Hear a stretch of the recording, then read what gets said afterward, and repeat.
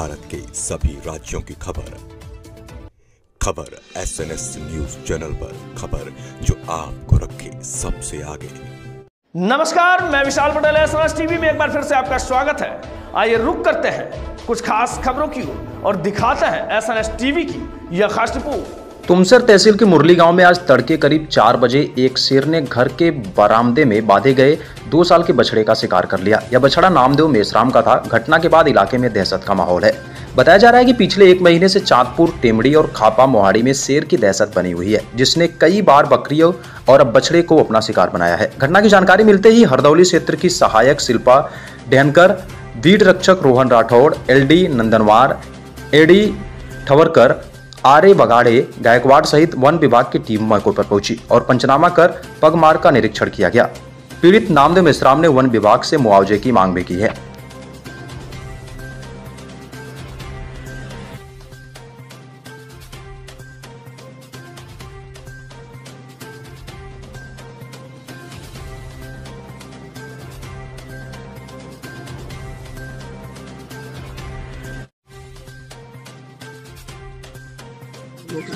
नामदेव सुखराम मेश्राम, राहणार मुर्री।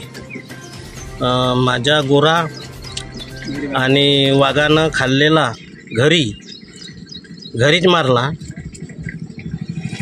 2 वर्षाचा होता। आज मुरली गावामध्ये वाघाचा हमला झाल्यामुळे नामदेवजी मेश्राम मुरली यांच्या घरी गोरा बांधलेला होता। सुमारे रातच्या 1 ते 2 वाजताच्या दरम्यान ते वाघाने घरीच गोऱ्याला मारून ठार केला।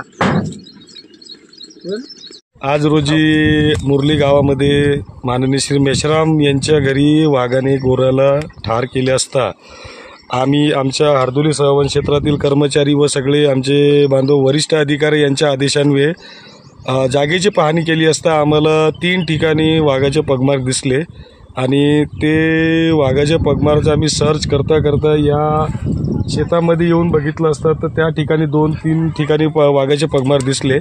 तरी आता त्या वाघाचा शोध घेणं सुरू आहे। शोध घेतल्यानंतर समोरील जे बी कारवाई होईल ते आम्ही आमच्या वृत्तपत्रानुसार किंवा याच्यानुसार आम्ही आपणास कळवू। धन्यवाद। जे बछडा मारलेला आहे वाघाने, त्या बछड्याचे आता अंतिम संस्कार करणार की काय करणार, त्याचे पंचनामा वगैरे? तो जो वाघाने ज्या बछड्याला मारला आहे त्याचा पंचनामा होईल आणि पशुवैद्यकीय अधिकारी हे येतील। हे आल्यानंतर त्याचा वय मर्यादा आणि त्याची बाजार किंमत हे ठरवून समोरील जे बी कारवाई होईल ते आम्ही आपणास सांगू आम्ही।